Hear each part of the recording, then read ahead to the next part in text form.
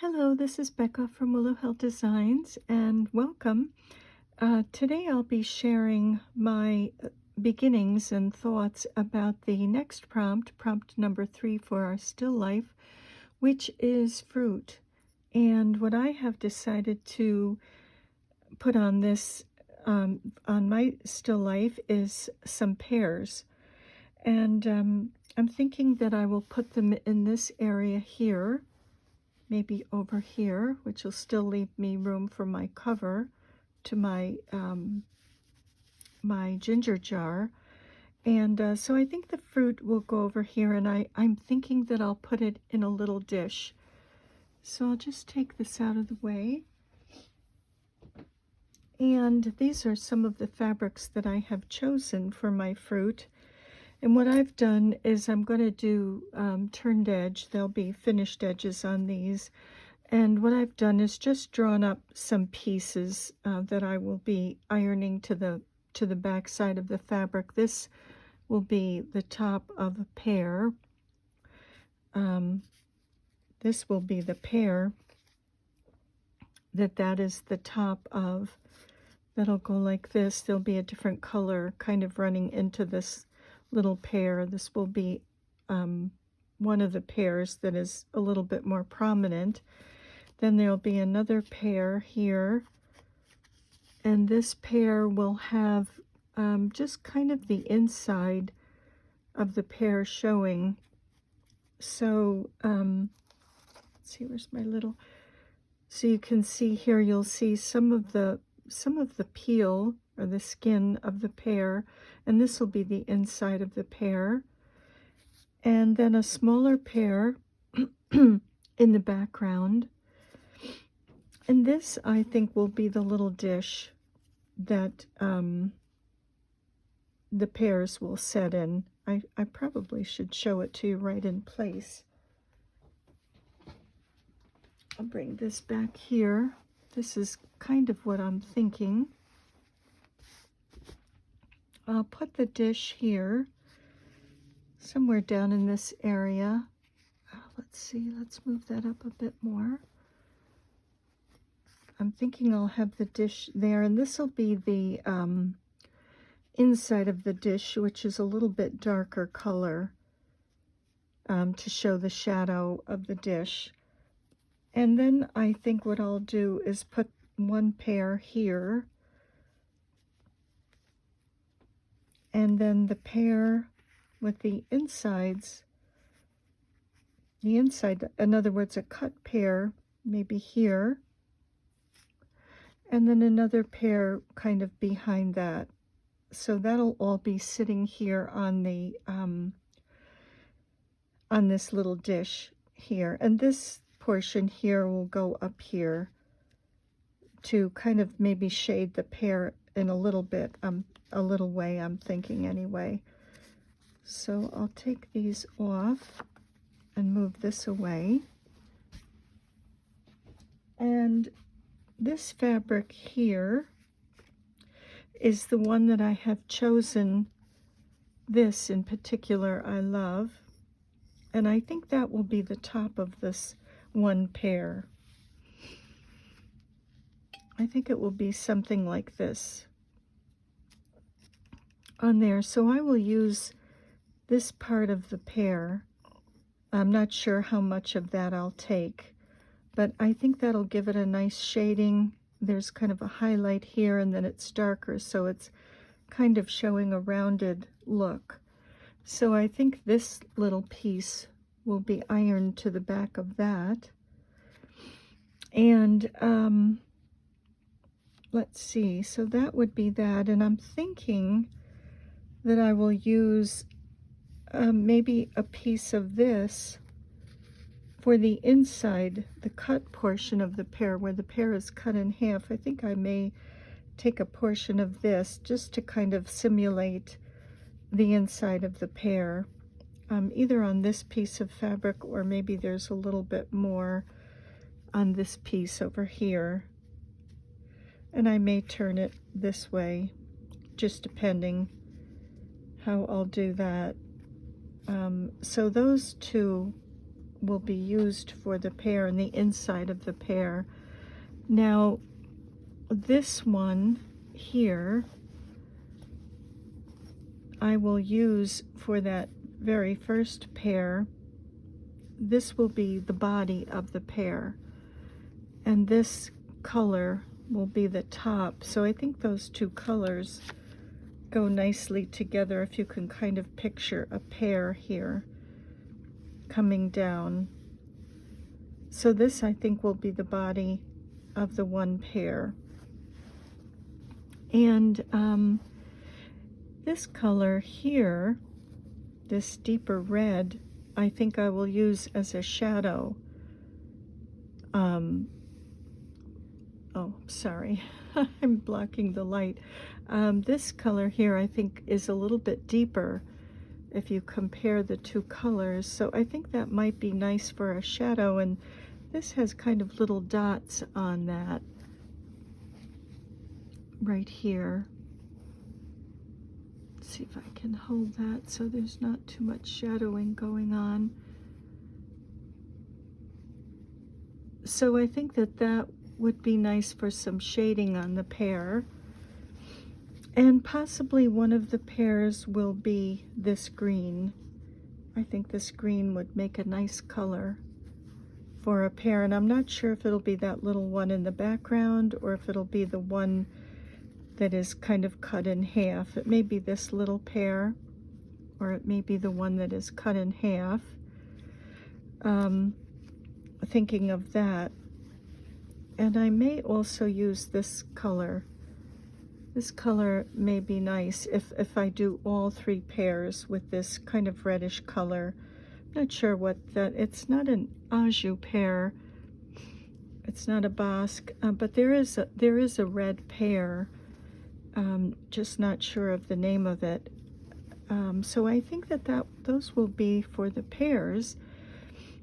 And this fabric, I think I will be using for this dish that they'll be sitting in. This is just all cut up to pieces. I've used it for a lot of different applique projects, but I'm thinking of taking this color, this kind of a sort of aqua or bluish green with a little bit of design in it, and I think I may be using that for the dish, and then I'll try to choose some darker colors in this fabric for the inside of the dish. So the dish, what you would see, would be cut out of this kind of a bluish, maybe I'll do it this way to get a little bit more of that red in there. And all of these are a fusible applique fabric or type of material that you can use for applique, and when your quilt is washed, they disintegrate about 80% of it washes away. So these would be ironed to the wrong side, and then when it's cut out, I will turn the edges under. Same thing with the pears. The pears will be ironed to the wrong side of the fabric. If I take one of these pears and I will iron it to the wrong side, cut it out, and then from the right side I'll turn the edges under. I'll go ahead and do that, and then I'll show you what I've got here, and I'll be back in a second. I'm back, and I got my fruit cut out of the fabrics, my pears, and I'll show you. Here is one of the pears, and this was that little top portion that I was talking about, and I just thought it might be interesting to add kind of a little shading and color change to this pear. And I also added that little piece. Let's see if this is the fabric. Yeah, there are some leaves, and I used one of the little leaves. I just cut a portion of it off to add kind of that little shine that you might see on the pear. So that's that pear that will be added. And then I used the darker kind of crackle fabric for the pair that was cut in half. And that edge could be fixed a tiny bit. I can fix that when I'm sewing. This is the pair that was cut in half, and these are separate pieces. And I think what I'll do is just kind of invisible stitch this pair to the bottom, and I could probably cut this portion away. I really don't need all that thickness. Once I get it stitched on this side, I can cut that back portion out. So that'll be the pair that is cut. And this is the third little pair. This one, I decided to do a green pair just for a little variety in here, and this one's been prepared with that shape that's ironed to the back, and this is an applique, kind of a fiber, not really paper, kind of a fiber, and as I said, this mostly washes out.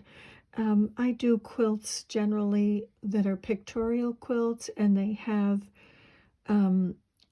probably hundreds of pieces of applique on it, and I do love traditional needle turn applique, but that would just take me forever. So I've developed this method for me, and I like it because it's much easier, and I can bring a piece to the piece that I'm working on that has the edges turned, and because this vase's edges are turned and this vase's edges are turned, I decided to be consistent with it and turn the edges on this.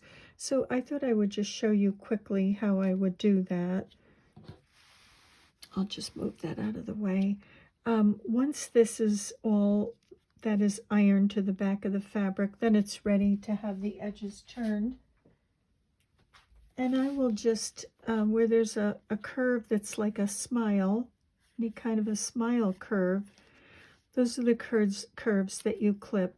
You don't really have to clip a convex curve, just the concave curves, the curves that curve in. And so I would just clip that, and then I would get my sew line glue stick and just begin applying some to the edges. I'll go all the way around. This is a fresh glue stick, so maybe it'll hold up till I get back to the beginning. But I would just start by turning, so I can bring you down a tiny bit, turning some of those edges, and then I take my stiletto, and then I just gather those under my finger and pull up against that shape. As you can see, this is all gathered up here, almost like a little shower cap or something. And I just keep going around the edges and pressing with my finger, pressing with that glue that's already there, pressing down. And this gives me a nice, sorry, I'm migrating out of view. Sorry about that. This gives me a nice turned under edge, and I know many people want the raw edge, and of course that's fine. You don't have to do any of this, but if you do want a turned edge and you don't want to spend all that time doing the traditional needle turn applique, this is an easy way, quick, to get your elements done.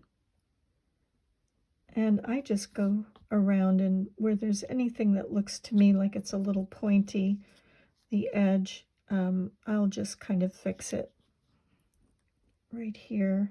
And it's very forgiving. You can kind of pull it back and fix it. You can even peel this back up again, and there's that one edge that doesn't look smooth to me. Let's fix that. Let's fix it before I press it. Let's see how that looks. That looks better. And then I just give it a quick press with my iron. And there it is. There's the pear.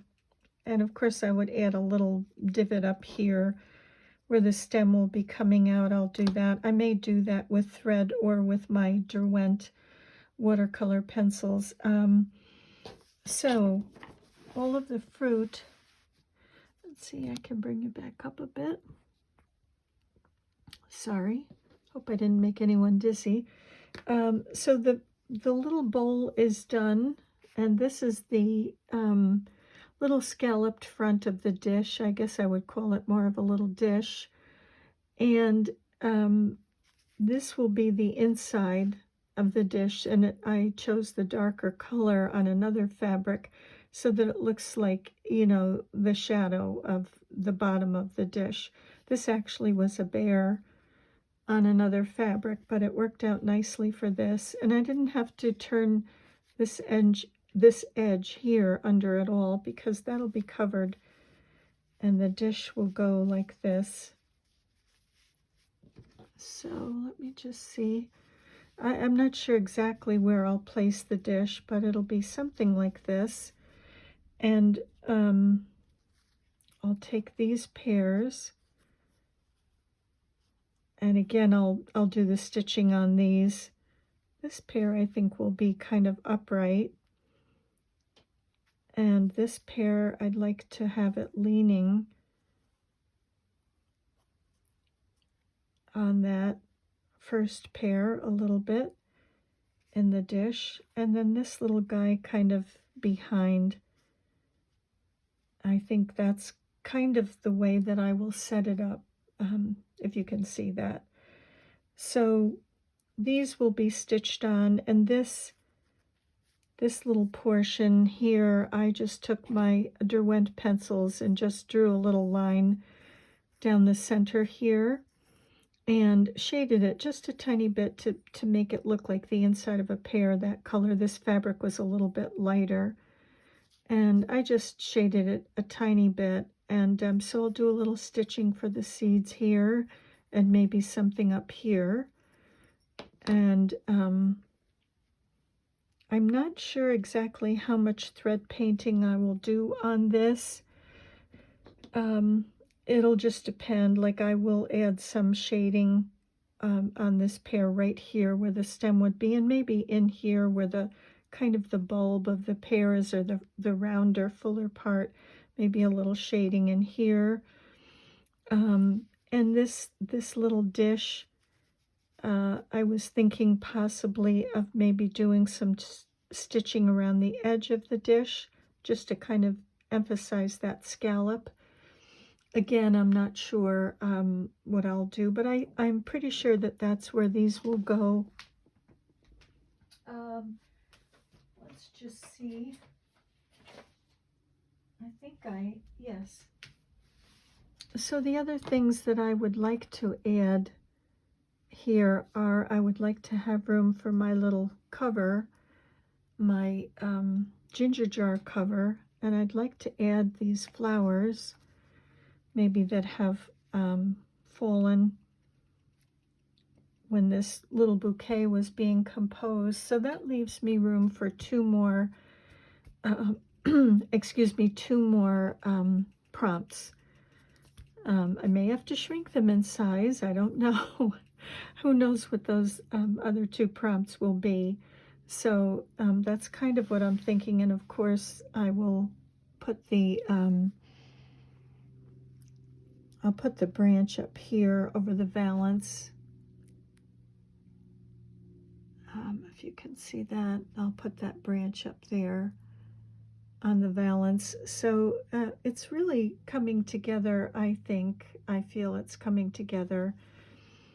So that is my fruit. I think I'll end this here.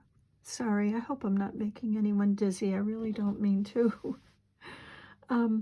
So that's where I think I'll end this here, and I will stitch this fruit down, and possibly I think that cover's definitely going to go in there, and then I will come back and show you what I've done. So thanks for joining me today, and I'm wishing you many blessings. Bye for now.